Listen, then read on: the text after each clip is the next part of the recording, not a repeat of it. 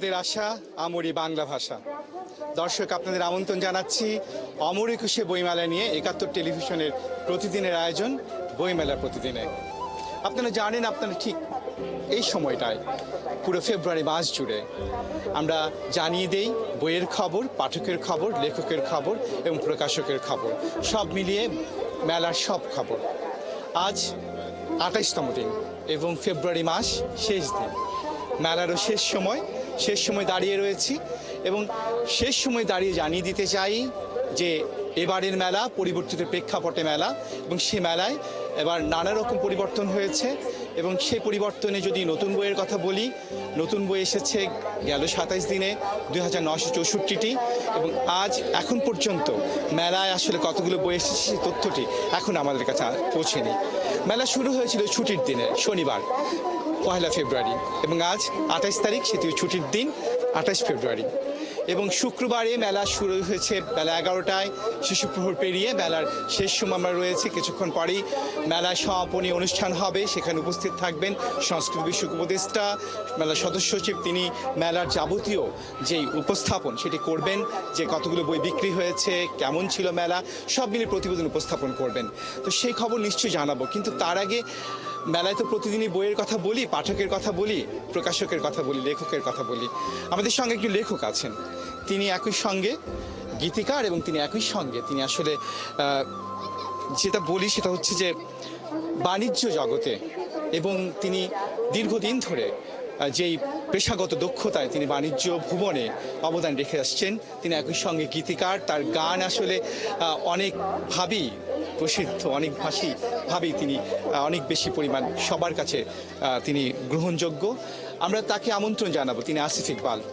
তিনি তার নতুন বই এসেছে লক্ষ্য থাকে অটুট এবং লক্ষ্য থাকে অটুট। আমার এই বইটার যখন শিরোনাম যখন শুনি বা বইটির নাম যখন শুনি তখন মনে পড়ে যায় ২০০৬ সালে বাংলাদেশে একটি স্বনামধন্য টেলিভিশন চ্যানেলে যেই রিয়েলিটি শো, গানের রিয়েলিটি শো হয়েছিল, সেই গানের থিম সঙের কথা এবং সেই থিম সংও নিশ্চয়ই শুনবো তার কাছ থেকে। তার আগে তাকে স্বাগত জানাতে চাই। আসিফ ইকবাল, আপনাকে স্বাগত। অনেক অনেক ধন্যবাদ পার্থ, এবং ৭১-এর সকল দর্শককে আমার শুভেচ্ছা, ২১-এর শুভেচ্ছা। আপনার হাতে যে বইটি আছে, যদি লক্ষ্য থাকে অটুট, সাফল্যের খোলা কৌশল, আসলে অনেকটা আত্ম উন্নয়নমূলক বই। তার এর আগে দুটো বই বেরিয়েছে, আলাপে বলছিলেন, সেটাই নিশ্চয়ই গানের বই, গীতি কবিতার বই ছিল সে বইগুলো। প্রথম বইটা ছিল জীবনের নাম রেখেছি নদী, এটা যোগসূত্র থেকে বেরিয়েছিল ২০০৮ থেকে ১০-এর দিকে।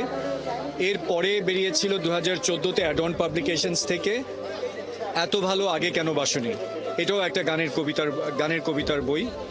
এই দুটো বইয়ের পরে দীর্ঘ বিরতির পর এই প্রথম একটা কর্পোরেট বই আসলো, এটা সেলফ ডেভেলপমেন্টের উপর, কিন্তু ইন পার্টিকুলার যদি আমি বলি, ইটস মোর অন মানসিক দক্ষতা, মেন্টাল স্কিল। সেটির কথা জানবো, কিন্তু আগে জানতে চাই, জানো আসিফ ইকবাল, দুটো বই বেরিয়েছে, ২০১৪ সালে শেষ বইটি বেরোলো। আপনি গীতি কবিতার মানুষ, আমরা অবশ্যই এ ধরনের বই আপনার থেকে আশা করি এবং সেটি খুব ভালো একটি উদ্যোগ, কিন্তু আমরা গীতি কবিতার উপর বা আপনার উপর সৃজনশীল বই পাইনি কেন এই ১১ বছরে? এই ১১ বছরে আসলে পেশাগত ব্যস্ততাটা এত বেশি ছিল যে শুধুমাত্র গান ছাড়া অন্য কোনো কিছু করব সেরকম একটা উপায় হয়ে ওঠেনি। আপনি তো জানেন, একসময় অনেকগুলো কোম্পানিতে আমাকে উচ্চ পদে কাজ করতে হয়, এখনও করছি, এবং সেই উচ্চ পদে কাজ করার যে ডিমান্ড, সেটা অনেক সময় অনেক কিছু হয়ে ওঠে না। এই বইটা আসলে আমার পুরো জীবনের অভিজ্ঞতাকে ২ বছরের মধ্যে কনডেন্স করে একটা লেখা বই, এবং এই বইটা আমি প্রজন্মের জন্য রেখে যেতে চাই, যাতে করে তারা বুঝে যে মানসিক দক্ষতাটা অর্জন না করলে অন্য কোনো যে টেকনিক্যাল স্কিল কিংবা আপনার ফাংশনাল স্কিলস, এগুলো কিন্তু কাজে আসবে না।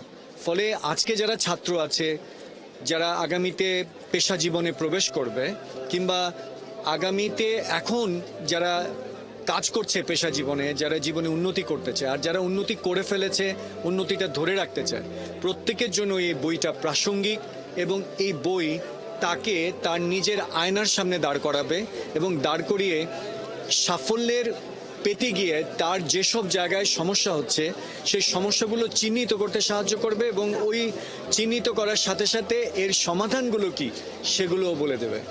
বলছিলেন আপনি 32 বছর ধরে আপনার পেশাগত জীবন, সে অভিজ্ঞতায় কি আপনি দুবাইকে আনলেন? যে চাপ, যে চ্যালেঞ্জ আপনি আসলে দেখেছেন, অনুভব করেছেন এবং অতিক্রম করেছেন, সেটি কি আসলে এনেছে?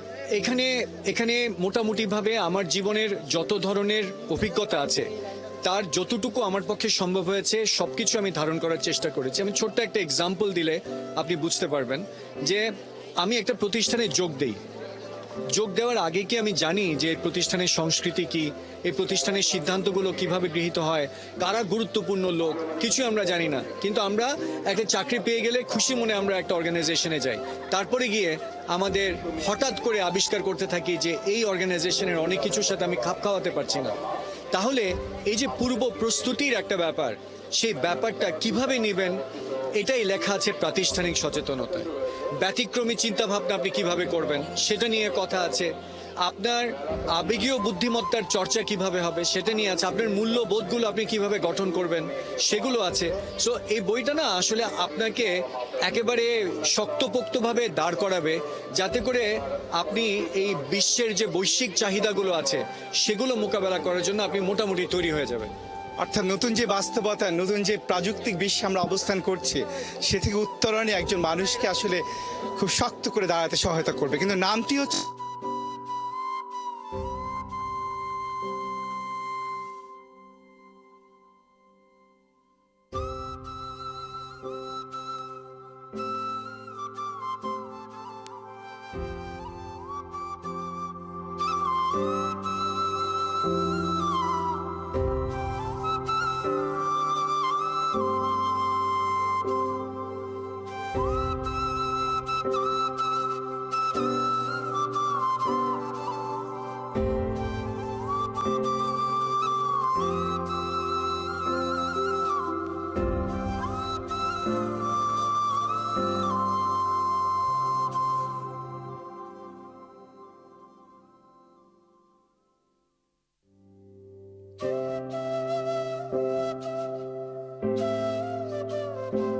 এখান থেকে আসলে নামটা চলে আসা।